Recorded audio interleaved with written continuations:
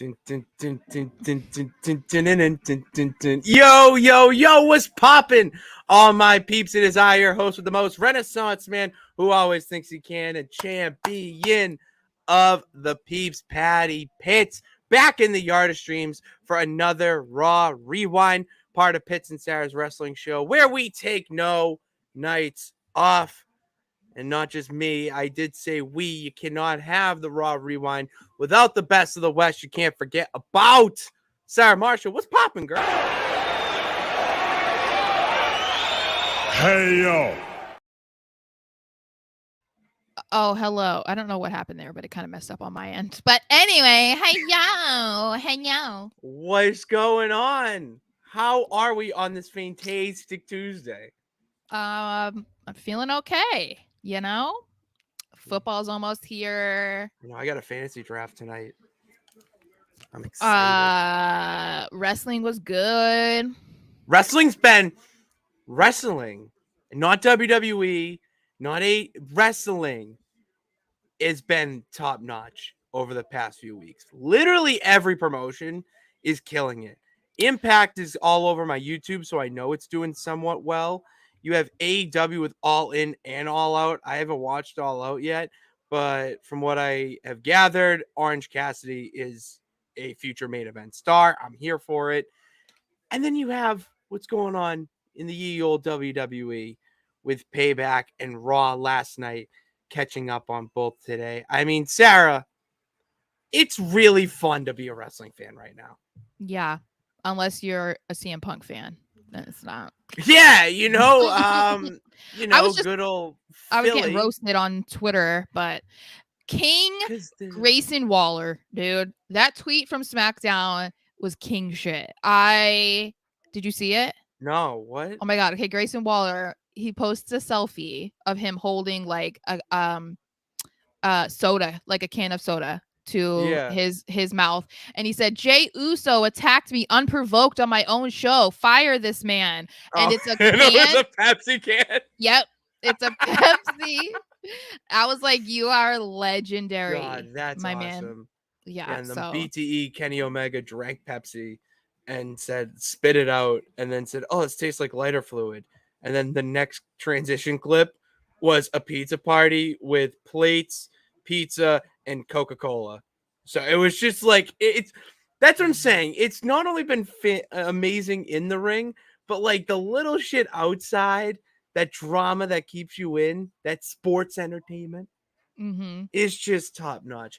And Raw last night, as I have it on the background here, watching it for the second time, dose, it was pretty damn good. Yes, pretty damn good. I was happy with it. You know, I was looking forward to the main event all night. And I almost was like not wanting to watch because I was so nervous about what was going to happen, because they were hyping up both sides. They were hyping up Gunther and breaking the reign, but then they were hyping up Chad Gable and like, oh, this is his first singles title, like coming out. Yeah, it's like a video of it on Twitter. I know, it's just like so much. I was like, oh my god, but we'll get into that. But I want to mention this too. One of our new subs, Cha Cha Boy, he's also a Patriots fan. Let's ride. Let's go. We love it. You're a Patriot peep too. We love it. I know. I love the crossover here. Love our Patriot peeps. So should we just jump straight into Raw? Yeah, just go right into it, because we have a lot to talk about. Yeah, that's why we started early, guys, also, because this might be a long show today. So I hope you guys will stick with us so we can talk about it. So if you didn't see Payback, we saw the Grayson Waller effect was on, and Cody was like, oh, I have an announcement. It was like, oh, what's it going to be, Cody? And everyone assumed, including us, that we were going to figure out who his next opponent was. But no, he swerved us, and it ended up being, oh, hey, like, I'm going to use my former EVP chops, which Michael Cole. That was an incredible line. Incredible line out of Cole. Mentioned on Raw. And he brought back Jay Uso. So Jay Uso had quit WWE a couple weeks ago, which I loved when he came out at Payback and he was like so hyped, and Grayson was like, bro, you need to chill. You've been gone for 2 weeks, man. 2 weeks is awesome. And I was like, you are a king, Grayson. Like, set he's straight. incredible. Let him know. So Jey Uso was on Raw for the first time in I couldn't even tell you how long, but this time as a solo guy, and his song was like, "It's just me, Oos." It's just me, Oos. It's just me, Oos.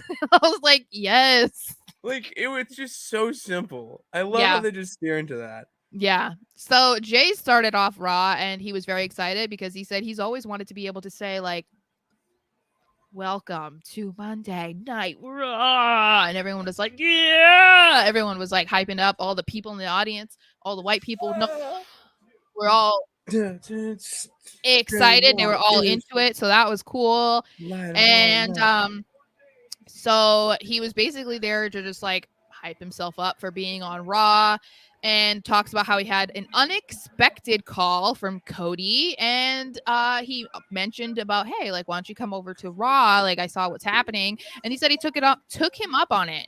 And then of course we hear Sami Zayn's music, and it's like, oh, okay. You knew this was gonna happen. Yeah, Sammy is meddling. Okay, we like this.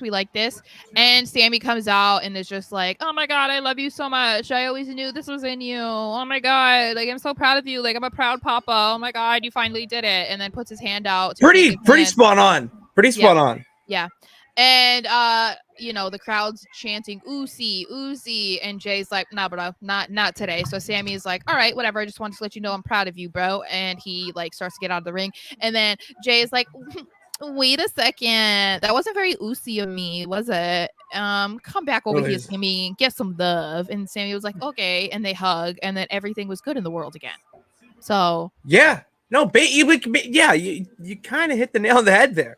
Yeah, that's what it should be, though. Like, it's a good way to have him at least connected with somebody. Yeah. And he's not just on his own after the bloodline. You know, there's still Sammy there. So it's like, okay, whatever Sammy's doing, you can do tag stuff, whatever. Like, for instance, at the end, when they close the segment and transition into the next one, you have Drew McIntyre come out. And it's like, all right, they're both babyfaces. What's the problem? But what they're doing that is so smart is the continuity with not just forgetting what the bloodline did and everything's all just happy Candyland. And that you actually have like, you cost me the WWE Universal title, undisputed, whatever. And then Riddle, you took me out for however many months and cost me titles. Oh yeah, you beat me for my tag titles, took out my best friend Randy. Like, they're not just forgetting about it, which you could have done like 20 years ago. I was gonna say, it's very like old school, like classic WWE to do that. Like Vince, like at his peak. I think we've even talked about it where there were so many times where storylines were just like forgotten about, and then it was like 2 weeks later, you know, it's like, oh, they're great, and I'm like, they literally were just about to slaughter each other in the parking lot. You know what I mean? Yeah, like, and now they're in a that didn't happen. 6-man tag promoting a pay-per-view. Yeah. So I was happy. I was pretty happy with that. I felt like, yeah, it was really good that they connected those dots, because it also just shows you the power of the bloodline, I think, because we're supposed to believe, and obviously they have been, but we're supposed to believe that they were this like dominating force within the WWE. They were going all over the place, you know, Raw, SmackDown, whatever. And they left an impact on a lot of people because they destroyed the locker room. So it makes sense that, like, okay, yeah, maybe the fans are behind Jay. Maybe he has an ally in Sami Zayn, but the rest of the guys in the locker room aren't going to be happy to see you for all of the ones that you screwed over. Yeah. So I thought that was a really cool aspect too, because especially with like Riddle and McIntyre, it might be a little bit of a storyline that people forget about, you know? Oh, absolutely. Thank God. I know. So we did see McRiddle versus the Viking Raiders, and I didn't realize this at first. It was a tornado tag match, which I it's like I totally forgot about the Judgment Day KO Sammy match was a street fight. So when we were doing our predictions, I totally forgot about that. So like I didn't even I was like I totally forgot. And so this clarified a lot for me when I heard Michael Cole be like, it's tornado tag, so like there's no rules, because I was like, oh, why are they doing this? But they're doing more tornado tags now, which I like.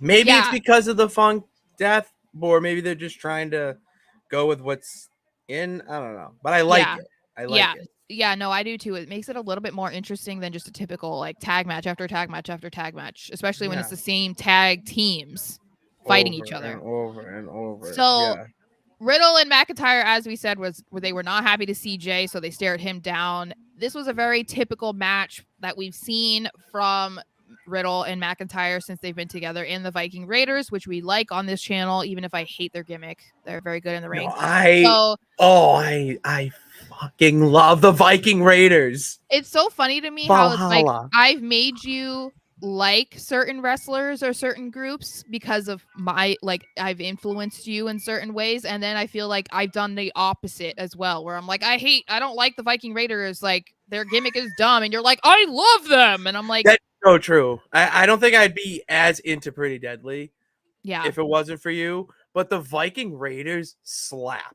They're so incredible in the ring. Like they're doing shit like aerial stuff that big men should not be doing. They're getting over so well as a heel tag team, which the division needs desperately. They're doing a great job of it. Like fantastic. Yeah. So it was a very physical match as usual. And there was another weird moment, obviously, in the match between Riddle and Drew, because Riddle went over and he was like he pushed Drew like, come on, bro, get the tables. And Drew was like, what the fuck? And he like pushed him back and was like, you get them, dude. Like, no. And so he just looked very irritated. And I was like, oh, see, there's little hints here. There's little hints. And then we did see there appears to be some drama brewing between McRiddle and the New Day, which we saw that happen a little bit last week, where it seemed like things were okay, but McIntyre obviously threw a chair at that's kind of tough to come back from when you look at it from a wider lens. Yeah. No matter if it was an accident or not, you threw a fucking chair at my man's. So yeah. So Kofi comes out and like you assume he's out there to help the Glass Bros, because I saw some people in the comments saying that, which we said that originally, the Glass Bros. But he accidentally hits his Trouble in Paradise on Riddle, which then makes them throw Riddle through the table and they lose. Drew is obviously pissed. And when they're talking backstage later, Kofi rolls up and is like, oh, I'm sorry, like that wasn't my intention. And Drew is like, save it. Okay, I don't believe you. It seems a little bit too coincidental that I accidentally threw a chair at your man's face last week, and this week you're kicking my man's in the face. So I'm like, hey, are we getting a heel Drew McIntyre? Are we getting a heel McRiddle Glass Bros? What are we doing here? What are we doing? I have one theory. I have to say one theory. As much as we have said that Riddle needs a change, I still don't see him being a heel. I just don't see it.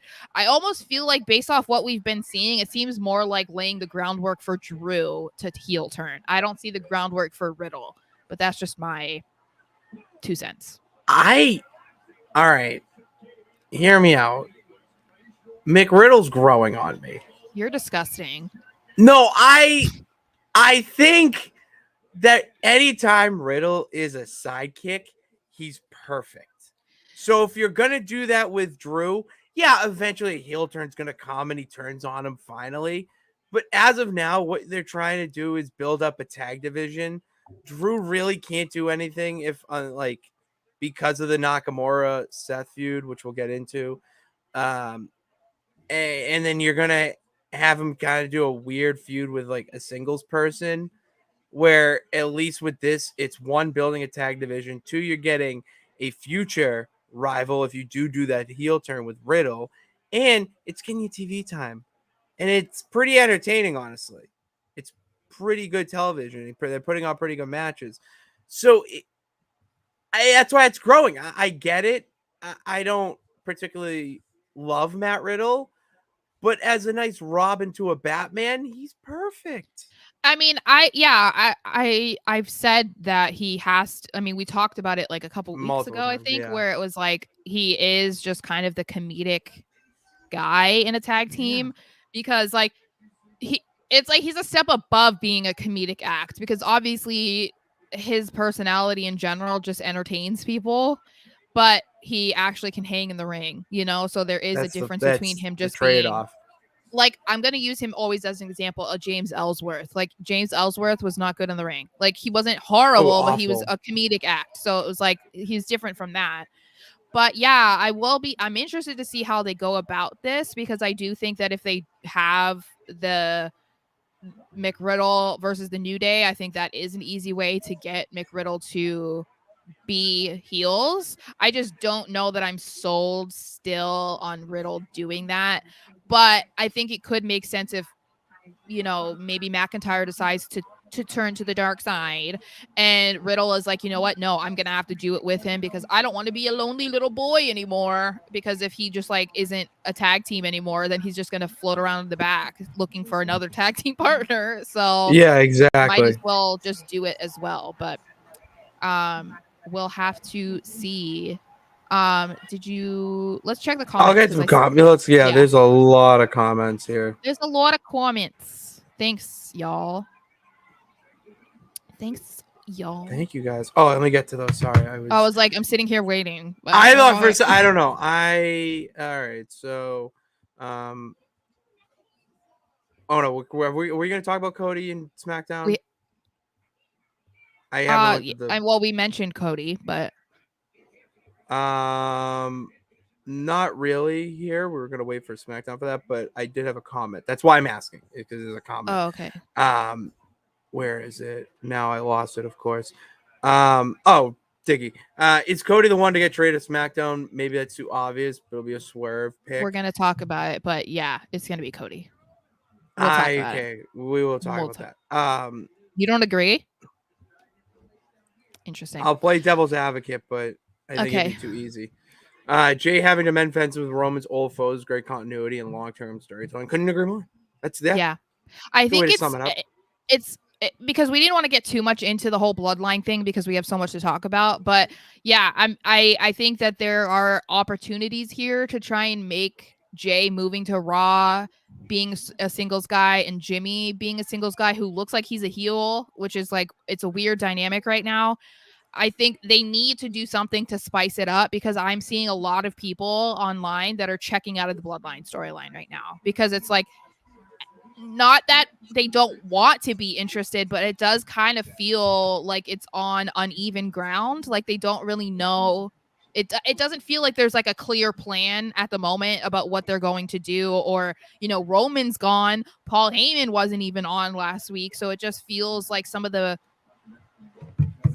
you know, continuity in the bloodline storyline is not there and is getting some people to check out. So they have to do something. And I think maybe Jay having to speak to his actions that he was involved in is going to make that a little bit more interesting for people who maybe aren't you know, excited about what they're doing right now. Yeah, it's a way to keep them into it. I could see that. I like this comment. KO or Sammy being the one. KO would be the one to be traded, not Sammy, because you need that ally. I don't think. But see, my thing is though, like I just didn't want to get into this yet, but I guess we can. I think that there's a reason why Cody got involved in this situation, because if you really think about it, there's literally no reason for Cody to have any sort of soft spot for the Usos. They're a huge reason why he didn't win at WrestleMania. So he doesn't owe them anything, even if Jay has decided that he's going to turn on his family because he can finally acknowledge that Roman is a dictator, blah, blah, blah, blah. So I think that there's ulterior motives here for Cody. So he was like, you know what? I'm going to take advantage of this moment, see if I can kind of like mend the fences, as you said, with Jay, and then see what the fallout of that is. Because you knew, as I said to somebody in I think on Twitter, but someone was like, it wasn't a trade. Well, SmackDown, if we're trying to talk about these being set rosters, then SmackDown's going to be pissed that they just lost a huge member of their roster in Jey Uso. So I don't know. Yeah, they're going to want compensation. Yeah, and I mean, I don't know if I would say that Jey and Cody are on the same playing field, but I don't think that Cody going to SmackDown is a bad idea, especially when you don't have Roman on every week. Like, there's other people that can kind of fill that spot, but like, as much as we love LA Knight is not on Roman's level. He's not even on Cody's level necessarily. So it's like, like they're having Cody on SmackDown right now with so many question marks around the bloodline story about Roman's attendance. Like, Cody being on SmackDown is not a bad idea.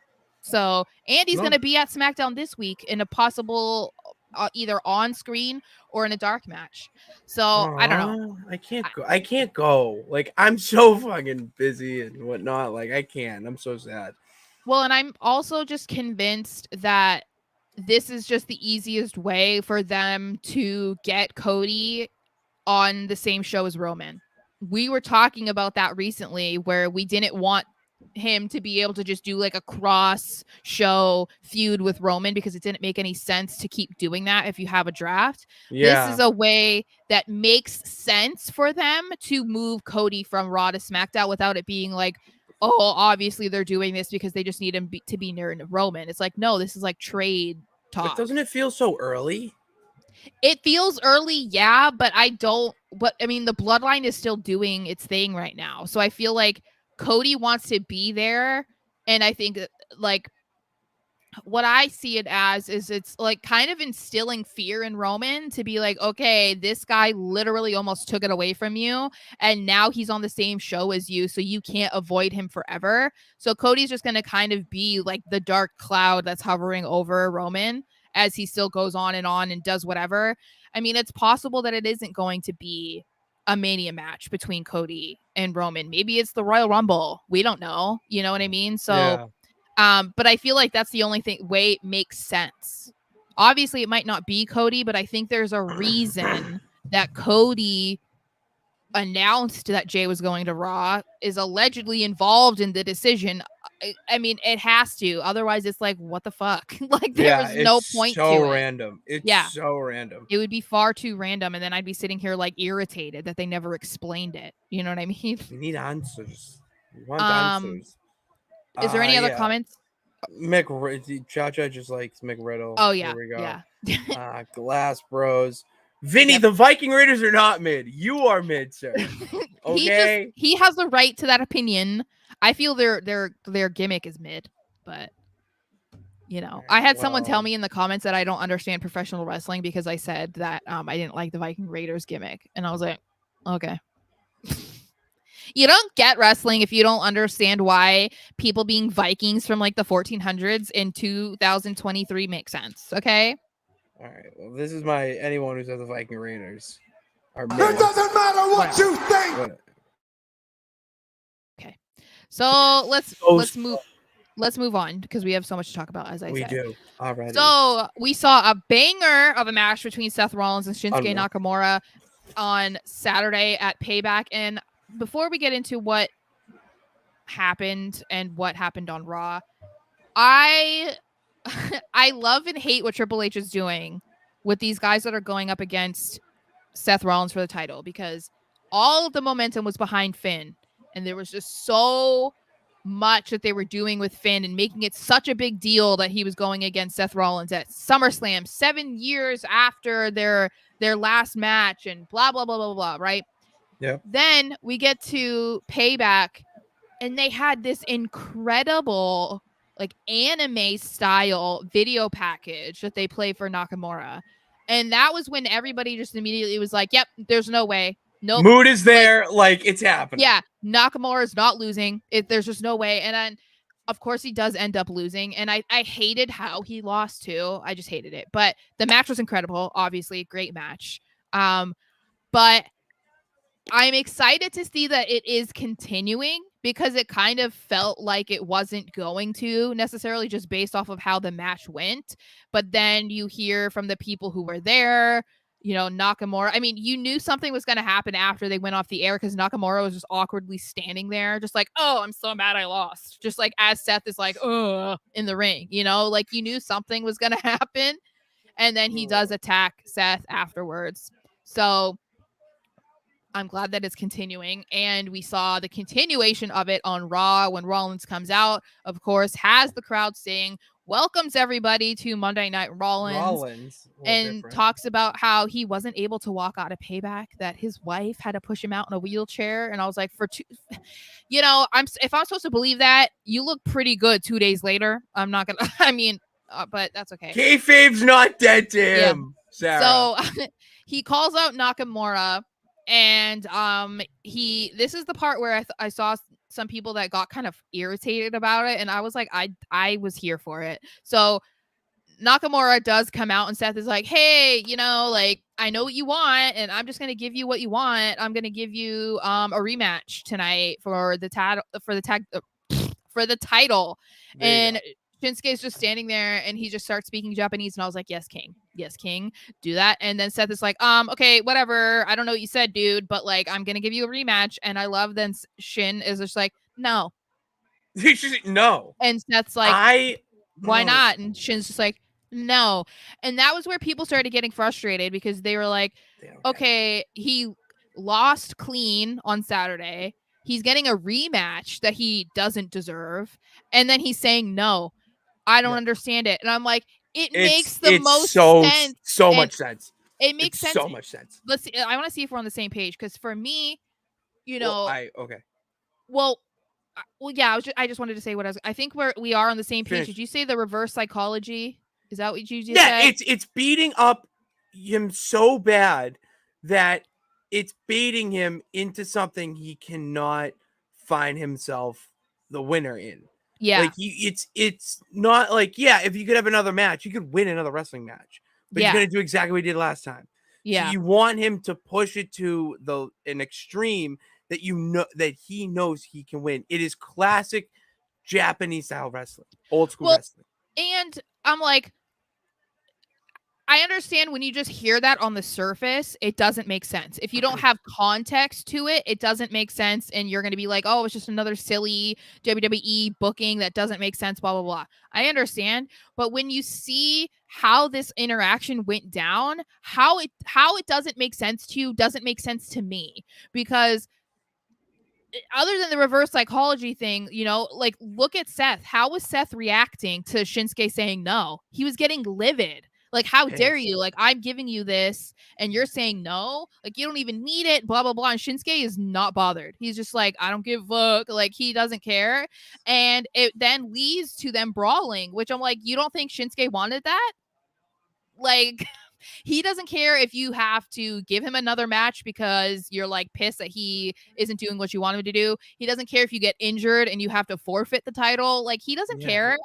And I'm like, I was like enthused and confused with what people were saying, because I was like, I feel like this is fairly obvious. Playing mind exactly. games. And that's a level that we need from this character of Shinsuke, who I am obsessed with. I've been obsessed with Shinsuke, but I'm so obsessed with this version of Shinsuke. Like, what I loved about it is you won't get, this is gonna sound weird, but bear with me, you will not get this much conviction out of someone who speaks English cutting a promo. And with Shinsuke, with his native tongue, it's like he can go to that personal limit, like the personal, like deep down there, to like bring out that side. I don't know, like the whole darkness of it, like you've loosened your grip. Your grip was whatever it was. There's so many thoughts in my head right now. Point is that it was unbelievably captivating. This is exactly the type of heel run that he deserved when they originally did it. And that's why I had that video where I cut that clip from last week where Vince really did drop the ball, or whoever was on the creative team when they first had Shinsuke turn heel, because there was no reason for it to not work. and yet it didn't work. And this is the thing that I love too. So, when Shinsuke comes out last night, he has the same music, which I am here for. I love when they don't change their music and when the audience still reacts like they're baby faces, because that entire crowd was still singing it. And I was like, guys, you just stood there singing Seth's song for like 5 minutes during a commercial break. We come back and then you're singing Shinsuke's. I was like, you guys are silly. But anyway, you fickle fans. Yeah, I'm really excited about it. So I'm glad that this is continuing, and I'm interested to see where this ends up going over the next few weeks until whenever Fastlane is. I don't know. Then we need to all hail the Judgment Day. All hail the Judgment Day. So my kings and my queen, they come out, in all of their glory to hype themselves up because they all walked out of Payback as a champion. We have Rhea, who is still the women's world champion. She was smiling hard. She was cheesing. So we have Dom, who is still the North American champ. Finn and Damian are now the undisputed WWE tag team champs. And Damian is still Senor at Money in the Bank because he did not cash in. I know that people thought he was going to, but he didn't. And I am very, very excited that we finally get Grand Slam Finn. Okay, we love that. And I'm so obsessed that he was like, "You are looking at Grand Slam Finn." Yes. And I was like, "Yes, King." Grand Slam Finn. Yes, I was like, incredible. I just love you. So, they're in there, they're talking about how great they are, and I'm like, yes. And then we hear JD's music, and I was like, oh God, here we go. I was like, Damian, be nice. And he actually was nice. He was like, hey man, I was starting to like you, so this better be good because you're interrupting us again. And he gets in the ring and is just like, no, like blah blah blah blah blah. You really need to drop that briefcase. And I was like, fucking A, dude. Like, why are we doing this? Like, why are we still doing this? But I looked at his hand and I was like, oh wait, he's holding. Yeah, he's got something. I knew it was a briefcase just based off how he's holding it. So he presents his crush, Damian Priest, with a new purple Senor Money in the Bank briefcase. And Damian acted like he was just given like keys to the castle. Yeah, like a diamond ring. Like I don't know what it was, but he was so excited. And I liked that because it was a different layer to JD trying to warm them up to him, other than like, let me do the dirty work for you. Or, we saw him get involved in that match at Payback, which was incredible. If you have not watched this that street fight was absolutely insane. There were so many different things to it. I almost want to watch it again because I feel like I missed something, but it was so good. And we saw JD get involved. So this, I felt like was a cool way for him to try and like suck up to them in a different way than being like, oh, I'll help you in this match, but you still lose. You know what I mean? Yeah, I know what you mean. So that was exciting, but of course Sammy interrupts them and is just like, hey, you guys are 5 giant championship stealing turds. So that was a good line. A good line. Sure. And so he challenges Dom to a match, and then JD is like, no, actually, I want to fight. So did you see Damian's reaction when he stepped in and started talking? Yeah, he's but he was like, what is this guy? Yeah. Like, what are you doing? Like, he's always in our business. I know. Do I want to what? Oh, never mind. So, okay.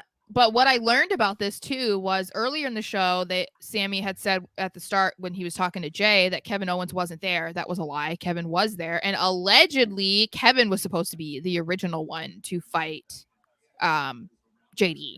So I don't know what happened there, but that would have been interesting because this was a part 2 of Sammy and JD. I'd be interested, I guess, to see Kevin Owens and JD. That'd be a really good match.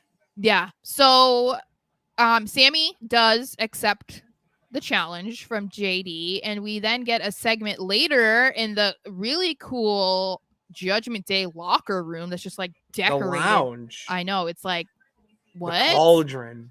I know, it's like you can't even call it a locker room. It's just a backstage area, like wide in the open. But it's like that's their locker room. They should have a name for it though. That should be like the Judgment Day Lounge or something. They should come up with a name for it and do like segments back there. Well, it would be nice if they had an actual room. That too. Instead of, just being like a dark area in the back. But yeah. So they're talking.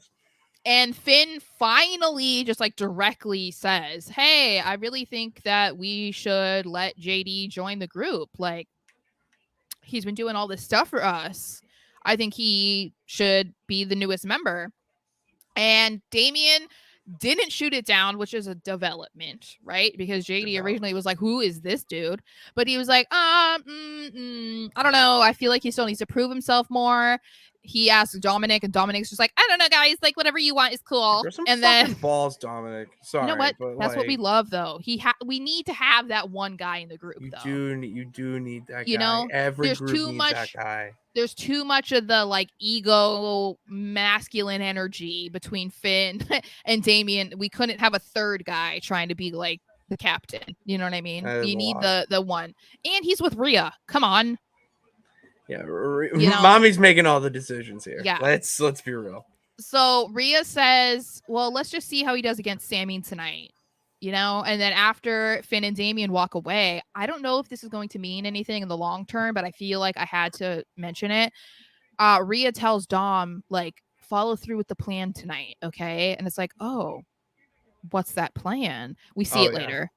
But I loved that. So we do see JD McDonough versus Sami Zayn part 2. And again, like the first time, I have nothing to say about this match other than it was great, obviously, because we're not here to judge your technicality and all that shit. If it's entertaining to us, it's entertaining. Like, and JD is so good. I'm just like, can we see him all the time, please? Like, I love his entrance. I'm just so good. Like, he's just like, you just want to, like, he's got a punchable face, but if you punch him one too many times, he's going to turn red and just absolutely unload fury on you. Yeah, he's Irish. Perfect. Come on now. Yeah. Yeah, it's what we drink. Yeah. So Dom does get involved in the match, and he helps be a distraction. So JD does get the win. So I loved that because none of them have done anything other than Finn, really, to help JD in any way. It was just a week ago that we saw Damian just like LOL at him getting his ass beat in front of him, and he just like kept walking away, Yeah. So I like that, and I'm very excited that it looks like we're, I don't know, a week away from JD being like a full-blown member. That's gonna be incredible. The pictures in elite. I can't. I'm just like, this is what I've wanted for so long, and I'm so excited because Judgment Day. Oh my gosh. Guys, I'm just excited, okay? I'm just very happy. So, do we want to get to some more comments? Yeah. Vinny gives us the idea for judges' chambers. I like that. I do like the chambers idea. Yeah. I still think it needs to be a room, though. JD going to save Priest from being pinned by Sami twice and help Rhea retain next week. He's definitely joining. Yeah. He has to at this point. And that's the thing is like, other than Finn vouching for him, he's been doing these other things that Finn wasn't involved in. Like Finn didn't, we don't have any reason to believe that Finn was behind getting him this brand new briefcase. We have no reason to believe that Finn was behind him coming out during Payback to try and help them win, So like, and he was not involved in having Dom come out in JD's match. So I feel like JD has done enough to prove himself without having to have Finn speak for him to the rest of the group. So it just, it makes sense. We've been talking about this for, I don't know. I feel like since March or April, we've been talking about this. I'm trying to think when the draft was. It was in April because it was after Mania. Yeah, like right because he got called up and right when he's on Raw, we're like, so it was April. We've been talking about since April. Yep. Look at us being on the ball. It's incredible. So yeah. Is there any other comments or no? Nothing that would spoil what we're going to be talking about. So okay. So I don't want to. Before we get into the whole thing between Shayna Baszler and Zoe Stark. Yeah. We need to. I don't even care that this banner is ugly because it's 2 lines. I don't even care because it deserved to be. I wouldn't even all say 2 capitalized. lines. It does deserve.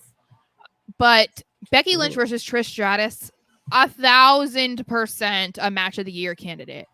And we talked about that, or I mean, it was mostly me because you asked me the question and then I didn't shut up about how physical this match was going to be and how I felt like this match needed to go down when we were talking about who should win and what was going to happen. And I said that I felt like this was going to be very physical, and not just because of their environment and being in a cage, but because they were making up for the fact that their match was cut from SummerSlam. Then it was like cut like 2 weeks in a row. They've been like basically doing this since April. And this was the first cage match for Trish. And assuming that she is on the last run of her career before she like officially retires, there were too many reasons to believe that she would want this to be a match exactly how it went down. And they over delivered. Like, this has to be one of the best like cage matches I've seen, like, in a very long time. Yeah. And it kept you engaged. Absolutely. And Trish was beat the shit out of. Like, did you see the pictures she posted? Yeah, did you see the pictures she posted? Yeah, like warrior. Yeah, incredible. And she did that shit at 47, guys. Like, this is what I love too, because we know that the eras are different. Obviously, when Trish was around, she was one of the best of that era. Her and Lita, Chyna, whoever you want to say, you know, there's other girls too, but coming out of that era, Trish was very much one of the best, and there's a reason why she is referred to as one of the greatest of all time of the women's division, because she is. But the way that they wrestled back then and the opportunities that they were given is very vastly limited. Different to what it is now. So a lot of people have tried to like criticize her impact because of when she was active and saying, oh, she couldn't hang now, or these girls are so much better now, this and this and that. This chick just went out there and hung with one of the other greatest of her era of all time, Becky Lynch, and in her first ever cage match, you'd never know it. No, you wouldn't. No, you wouldn't. Put on one of the best matches of the year, if not one of the best matches of the last handful of years. It's incredible. She hung with her. It had to have been one of Trish's best matches in this run too. Like, it easily, hands down, it was incredible. It was, yeah. I mean, the fact it was so good with the physicality of it, but just the moments that get you up off your seat where you think it's going to be over. A lot of false finishes, a lot of little things like, I mean, the manhandle slam from the top was, oh my god, absolutely insane. Yeah, Trish hanging by her legs off the cage. I was like, girl, you are very trusting that this is put together well. Like, that's a WWE cage. That is a WWE cage. It was amazing. And I was so happy for both of them because they just deserved it. You know, like, I wasn't thrilled about them going on first just because, you know, we talked about it and I was like, no, but I feel bad for the people that came after her, especially because it was Miz and LA Knight. They did great, but like, I'm sorry. See, that's what that was a top, like, that was one to follow. That was to have them go and then have LA Knight, Miz, and then just like, yeah, it was great. And what I really liked too, obviously, is we saw Trish and Zoe go at it after the match. Zoe gave her a Z360, so obviously there's something going on there. But what I also loved was after all of that, and I don't know if you saw the video, Trish, you know, is doing whatever, selling it in the ring, and she got the entire audience to chant, "Thank you, Trish. Thank you, Trish." And I was like, see, that's all she wanted. That's why I feel like I need this shirt even more, because I'm like, that's my queen. Her and Becky, it's like my like all-time favorite woman, and then my like new all-time favorite. Like that, It was your Rock Cena once in a lifetime, many times over. Yeah. So because of that, we see Zoe being interviewed, and she's talking about her whatever's going on with her and Trish. Doesn't really say anything about it, but then Shane is just like, "Hey, girl, like what's going on? Like we should revisit what we were doing because I've been off TV and you're appearing to do nothing." But anyway, so they go verbatim, yeah.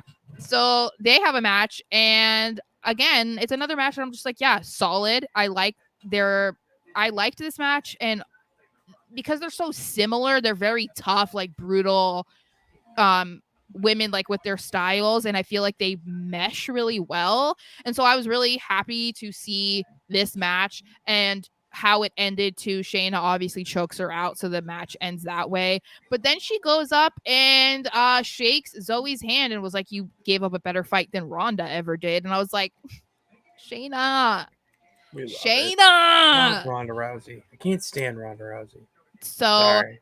I'm happy to see that, this is going, but then it brings me to question, are we going to see Trish versus Zoe?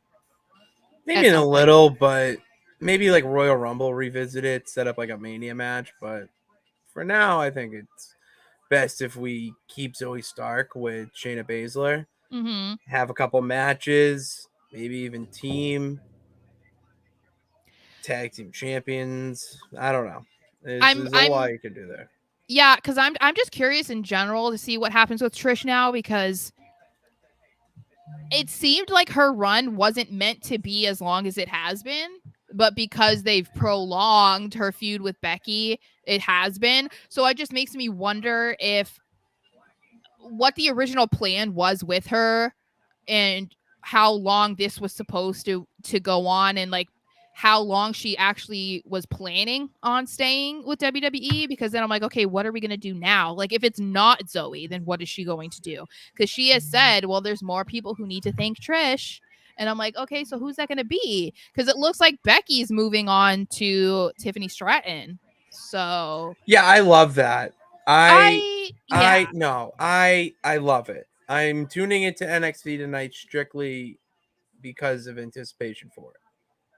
No, I like it too, because, there's some people that don't like it, and I get it. And I like Becky doing it. I don't know that she's going to win the title from Tiffany. She doesn't need to. Well, the reason why she's doing it, though, is because she's the only one of the 4 horsewomen who never won the NXT title before she went to the main roster. So that's why she would be like, oh, I'm going to go back down. So I think there's people that believe that she's going to take the title off of Tiffany. And it's like, if that happens, because, it's like, when that whole thing was going, was it Dolph and Braun Breaker? I don't think it would hurt Tiffany to lose the title and then gain it back a month later. I don't see that really being an issue. That's what they keep doing with these people that are going down from the main roster to NXT. It's the same thing like the New Day. They had the tag team titles for like a month and then they were gone. So I don't think it's that big of a deal. But I also don't know that Becky needs the NXT Women's Championship just because she was one of the ones that didn't get it, like Charlotte, Bayley, and Sasha.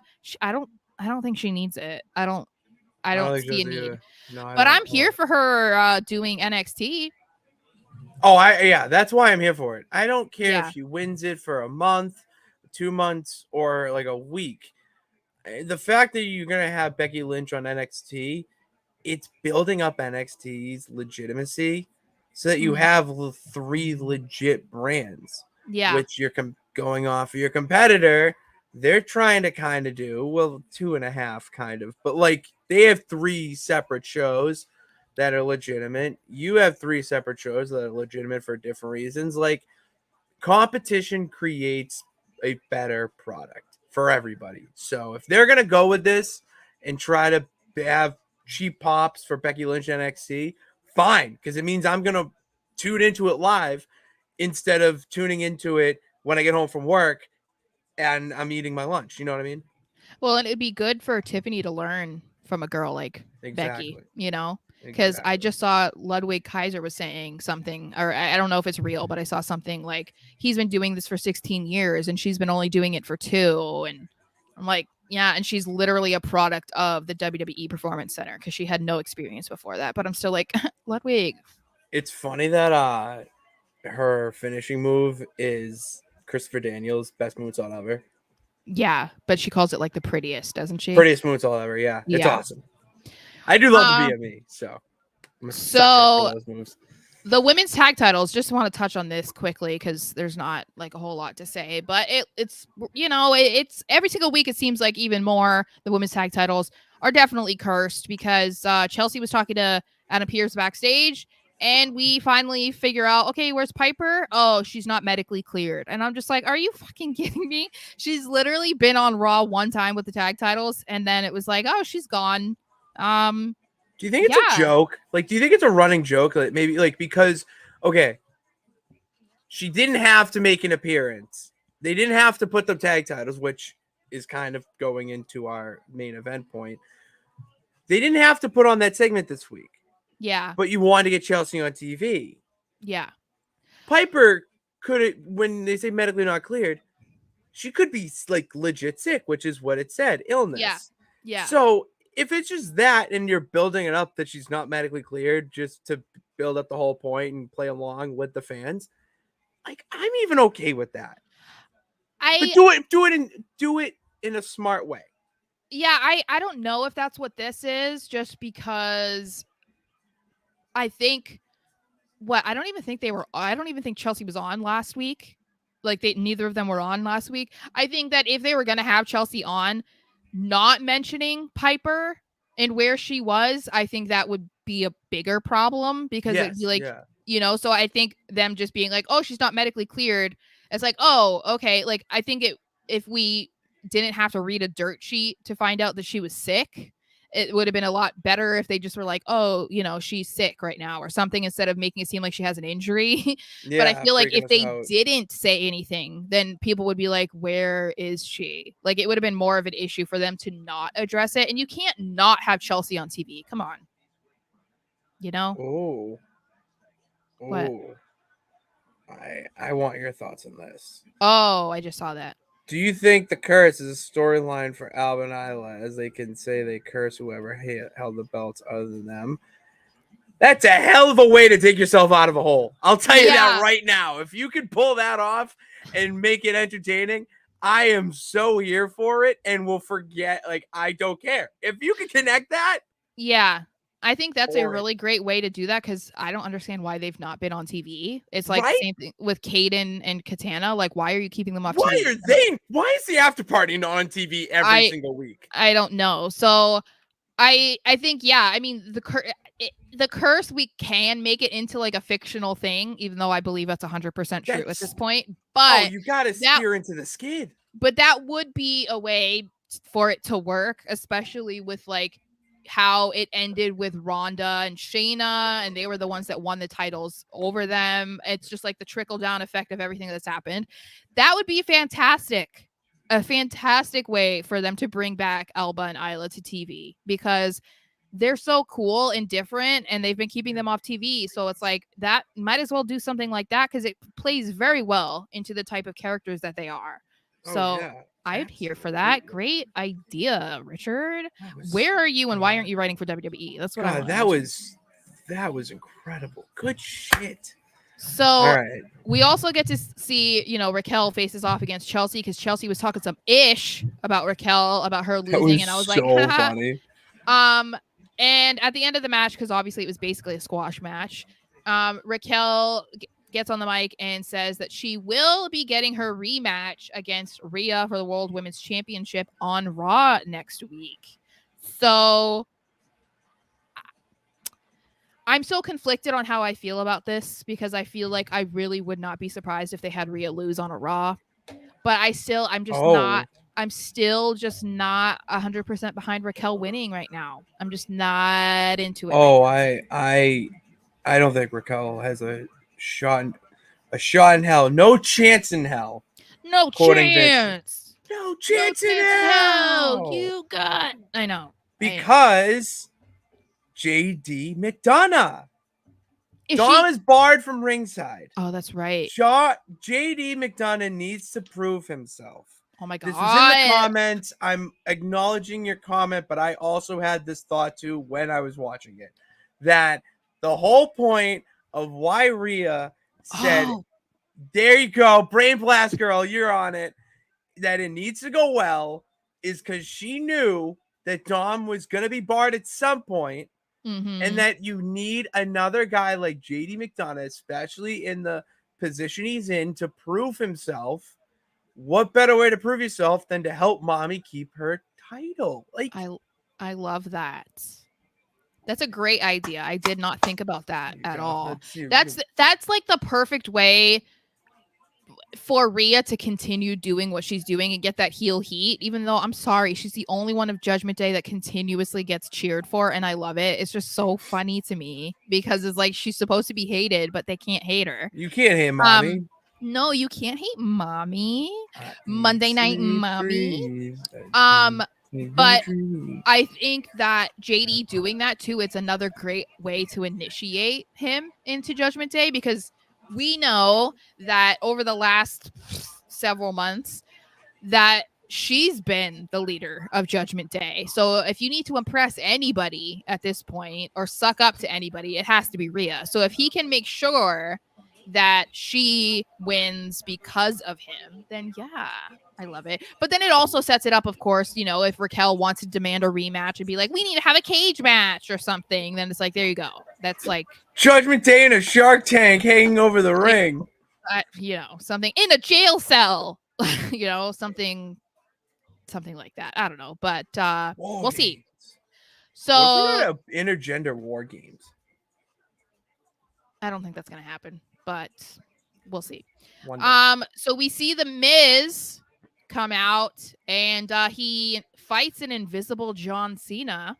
So I'm just gonna let you take the wheel here. Yeah, I have no serious thoughts about this that contribute other than jokes. So continue. Okay. Sarah. Keep us going. The connection there is because John Cena became the host of Payback, and because of that, he decided, okay, well, I want to do more than just host. I want to be a special guest referee, and I'm going to do that in the Miz versus LA Knight. So him and Miz go after each other, which I love it because like they can hang, both of them. Like they're so great together on the mic, and especially with Miz being like, when he was like, do you have any more advice for me? And the Miz is like, yeah, when they ask you to be a mermaid or a merman in the new Barbie movie, say no. And Cena's like laughing because he's like legitimately like, okay.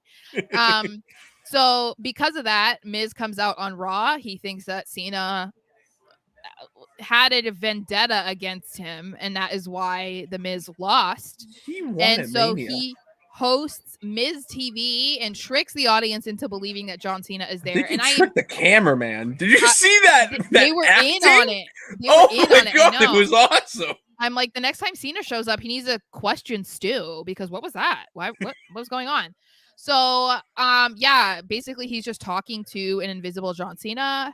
He ends up, you know, trying to get him to admit that he was paid off by LA Knight to have him win that match. He then apparently gets shoved by invisible John Cena, which really pisses off the Miz. So he takes off his jacket and gives him a skull-crushing finale.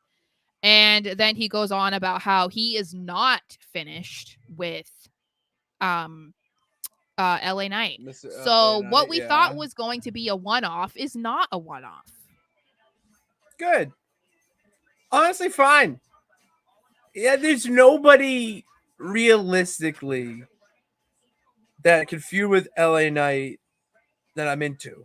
That gives me, you know, I'm you know, into the feud, see a vision with it, whatever you want to call it. And the Miz and LA Knight can go back and forth and do so many little different things, and it can go from an ego type of thing to like a personal thing. You can do, you know, so much with it. Yeah. They don't even need to fight. You can just have them build up a match for 2 months, and I'll still be entertained by it. Yeah. Well, and now I am interested. So this is going to happen, but we were trying to be like, okay, what happens after this? If this was a one-off, you can even say it's relevant now, but what is the direction of LA Knight after this? Who is he going to go after next? Because we were like, we don't know. It doesn't make sense. But now, according to the dirt sheets, he is now listed as the top babyface on SmackDown. So that opens a lot of doors too, because he kind of was straddling the line of being one or the other. And I still think he's going to always be that way because, you know, not to say that he's like him, but like Stone Cold Steve Austin. He always straddled that line. It just depended on the week or the person he was like had a rivalry with at the time, depending on if you liked him or you hated him. But he could bounce back the next week, and I feel like that's what LA Knight is going to be doing.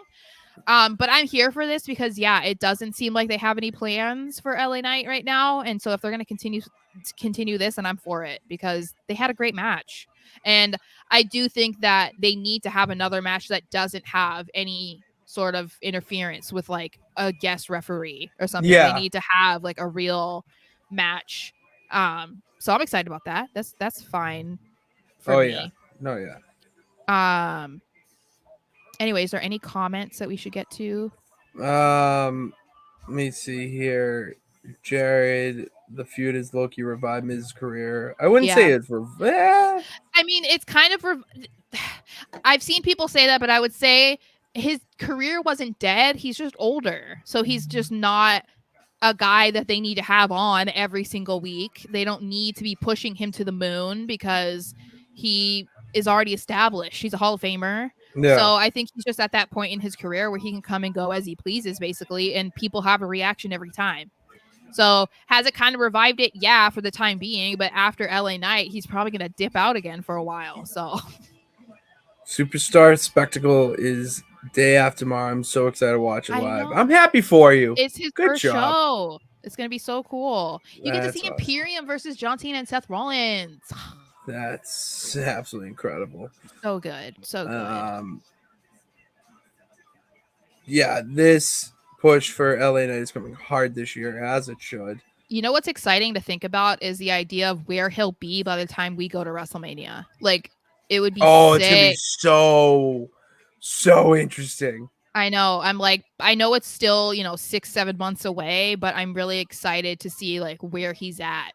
And absolutely. Hopefully has a match, it's really fun to think about. He's gonna have a match. Well, you know how they are with Mania. I'm just saying, like, not everyone gets on it. So, but it is really cool to think about, like, just comparing Mania to the next Mania, where he wasn't on the card and they just get a cheap pop of him like in the crowd. To him being on the card. I feel like that's pretty cool. There was someone asked this twice. Where is it? Jared. I got it. There we go. No. There we go. Where do you see Chelsea Green going? She keeps losing tag team partners. We kind of alluded to it already that we don't think she's losing this one. Yeah, I think Piper, from what we understand or what's being reported, at least, is that she's sick. And I'm not taking anything for granted because not to say to be eerie, but that's what they were saying about Bray Wyatt. So I'm not saying that that's what Piper is going to happen. I don't mean that, but like, I'm not banking on her being back in a week, 2 weeks. I don't know. We don't know.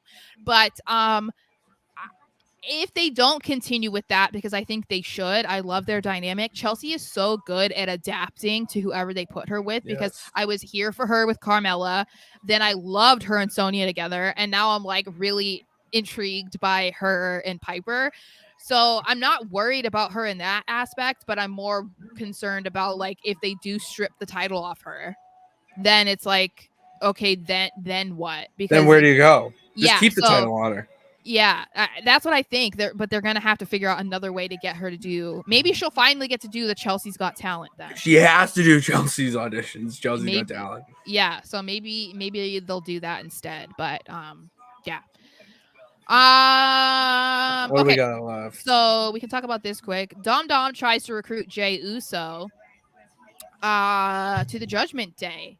So they're talking backstage, whatever, and Jay is just like walking around, and I'm just like, he the way he's walking around backstage throughout the entire show, it just makes it seem like a guy who's like really trying to get on camera, like he's just like always there. Yeah, I know, like what's up? He's like, Yeah, he's just like, oh, I'm just like, I'm in the back and just like walking and like, wait, I need you to get me to looking at Akira Tozawa. Like, what? Like, that's just what it felt like. So Dom, well, the Judgment Day are talking, whatever, and then Dom's like, hold up, wait a second, I gotta go talk to my boy. And so he goes over to Jay and is just talking about how, oh, like, I so understand you, Jay. Like, I know that people love my dad, but he's such a deadbeat and a loser. And we have such strained families. So I totally understand you, but I just need you to know that I didn't feel real love and family until I discovered the Judgment Day. So if you are looking for that, we would welcome you with open arms. Okay. So like just consider it because we would love to have you. And so Jay is just like, okay. All I can think of is just the people knocking on your door, being like, "Hello, yeah, will you accept the Lord and Savior Jesus Christ into your heart?" Yeah, I did. It's like no. So I thought, I mean, I know that it was probably supposed to be kind of like a funny moment, but in the Triple H era, it feels like there's nothing that happens on screen on accident. So that's why I even mentioned earlier about the Rhea saying to Dom, like, follow through with the plan. You know, like it seems like there's a purpose to why these things are happening. Do I think that Jey Uso is going to join the Judgment Day? Absolutely not. But I'm just trying to keep these things in the back of my mind for, you know, in a month or two when maybe we need to reference this moment, you know? So that's very smart of you. Yeah. Very smart of you. That's what I'm trying to do. So we finally get to the main event, which we've all been waiting for. Chad Gable versus Gunther for the Intercontinental Heavyweight Championship. And I don't care that I only got 2 seconds of Kaiser and Vinci, specifically Vinci, because I got to see them on TV. So Vinci, call me. So anyway, I know the biggest, I mean, okay. This was a very physical match, which we knew what was going to happen. You know, they were hyping up this match throughout the entire night. We saw a video package from Gunther being the king, the ring general, of course. We saw a video of Chad Gable hyping himself up with the Alpha Academy. We saw all of these pictures of all of the greatest intercontinental champions of all time, blah, blah, blah. They kept mentioning no Chris Jericho. I don't know if did they show Cody? I don't think they showed Cody. They did not show Cody. That's tough. And he's the one who changed it to the white strap. That's so brutal. They didn't even show the second greatest of all time either, and Jeff Jarrett. That's so rude. Maybe it's because they're employed somewhere else. That's probably why. Maybe. Yeah. So they were really hyping this up. That, you know, we saw even on social media before the show, Chad's family showing up. He brought all 3 of his kids, his wife, and they were like, oh, they're in the front row. And it was like, oh my gosh, okay, this is going to be a spectacle. This is going to be a huge, huge thing. So that was what was disappointing, that they only gave them like 11 minutes to put on this match. Okay. Like that. I'll get into that in a second. But the biggest takeaway from this match, other than the fact that it was glorious, was holy hell the amount of chops that Chad Gable took and then barely left without any mark on his chest. Like he had like some little purple spots, it looked like, but damn, for the amount that he got chopped, the volume of which those chops sounded, I don't understand how he just seemed fine afterwards.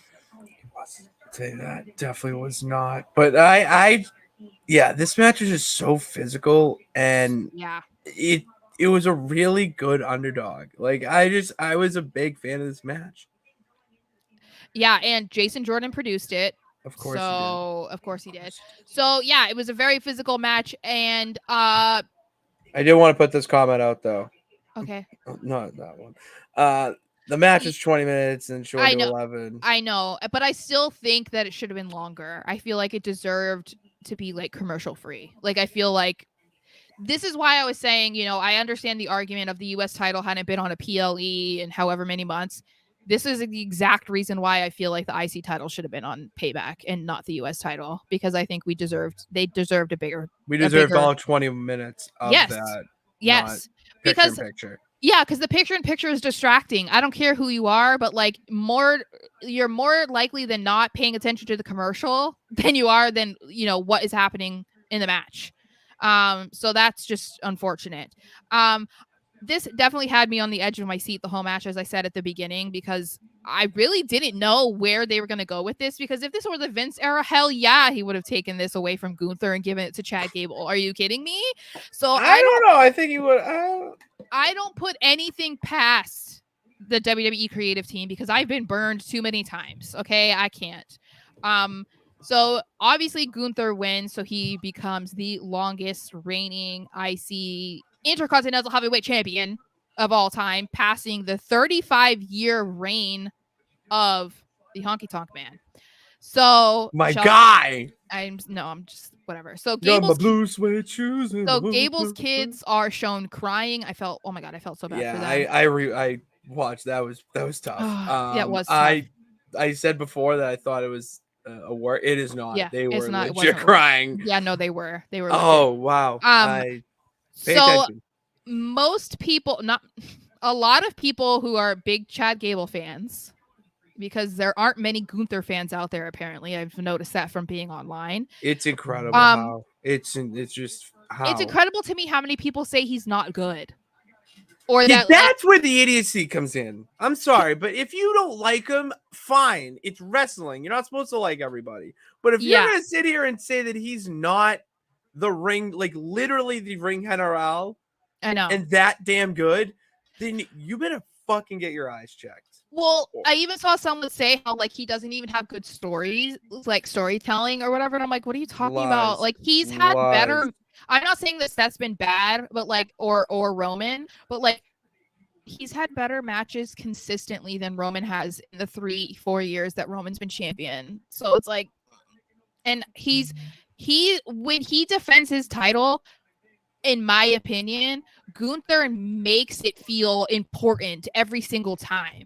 So I don't know where the whole lack of story thing comes from, but anyway, because of how this match has gone on and the fact that this story has been going on for, I don't know, like about a month now, people really believe that after Raw and how things ended, and then of course the shot to the family and all of that, even Cody came out after Raw went off air and like put over Gable.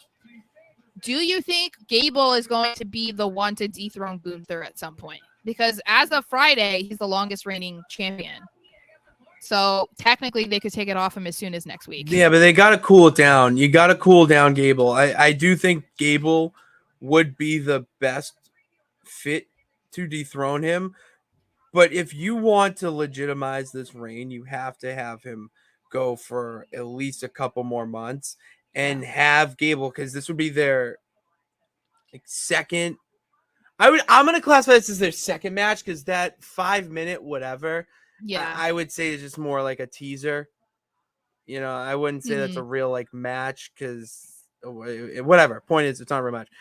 So you haven't had that third one yet. There's no reason to do the third right away.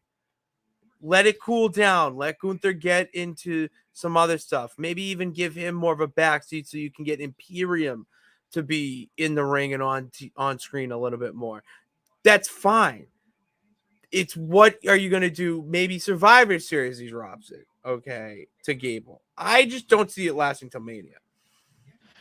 I'm not sure. I think out of all of the people that he's faced and since becoming Intercontinental Champion, this is only the second time where I thought that he might drop it, because I thought maybe against Sheamus, because they're hyping up the fact that Sheamus has never gotten the Intercontinental Championship, and they kept talking about that. So I was like, okay, I felt like that was a possibility. I think Gable could dethrone him, but it's hard to say, because I think if I was forced to choose right now, then yeah, I'm going to pick Gable. But ask me, if he's still champion in 3 months, I don't know what I would be saying at that point. I don't know if I would say, oh, Gable makes the most sense, because things change so much that it's like, I don't know, maybe he'll have a really good story with whoever his next opponent is. I don't know. I think Gable could be a great story to be the one to dethrone him. I just would want Gunther to have a path to something bigger. Like, he would need to be on the cusp of becoming the World Heavyweight Champion before dropping the title, because if he just drops the title and there's no plans for him, or he's not even like feuding with main event guys at that point, then I'm not into it, because you can't have him be this long reigning champion, be awarded the title of being the longest reigning champion in WWE history, and then have him doing nothing virtually afterwards, because he is continuing to go up and up and up. You can't then like stall him and plateau him. Yeah. You know what I mean? So I don't know that it'll go to Mania. I would love for it to go to Mania. And then, you know, if you're a Gable person, then you might want to see that happen, because if he was going to be dethroned, maybe Gable could do it at Mania. There's no bigger place for that to happen. But it is a lot of time between now and then. So, you know, I do not know. But anyway, that was Raw. And that was Raw. We have a bunch of comments, so I didn't know if you wanted to. I'll get to a couple of them because we kind of touched on them. Like this, Okay. literally, like one question here we answered already. Yeah, Gunther is really good in the ring. Yes. Okay. Yeah. There's a reason why he has the most. I mean, I know that it's Dave Meltzer, but come on, guys, he has like the most 5-star matches out of like everyone currently employed by WWE. I think it's like, I mean, come on now, come on. He's so good. He's so good. I'm obsessed. I could see Gunther hold the Rumble. He loses it and comes out 30 at the Rumble. That would be Richard. Just book. Just fire, dude. Can you be in this chat every single? I know you basically are, but be in the chat. He is because you make me more excited. And I would prefer something like that only because I don't want to see him lose at Mania 40. That's the thing. Like, yeah, you can't. I would shit my pants if Gunther wins the Rumble and then takes the title off of the World Heavyweight Champion at WrestleMania in the same weekend that we see Cody dethrone Roman. That'd be a hell of a weekend. Yeah. But yeah, so yeah. No, that's a great idea. I love it. We love that. Great ideas. I want to thank you guys for being so active today too in the chat. Really appreciate it. Always give us some great things to talk about, great things to think about too, because you guys think of things that I don't think about. And obviously I can use some of your comments for when I cut clips. So I really appreciate that. And we're about to start getting super chats. Yes. I have to apply and whatever. But thank you guys for watching the channel. We're nearing 1,000 subs. Keep watching. Almost at 1,000 subs. And almost at the same amount of videos because we're at over 800 videos. That's how we do it. That's how we do it here. Mm-hmm. And we'll be back on Thursday. I got a fun episode. We've been talking a lot of like nitty gritty, we'll say like wrestling analytical, story analytical stuff. Taking a break on Thursday. And by that, I mean, it's going to be more of a favorites episode. All right. You're going to, kind of, we haven't done that in a little bit.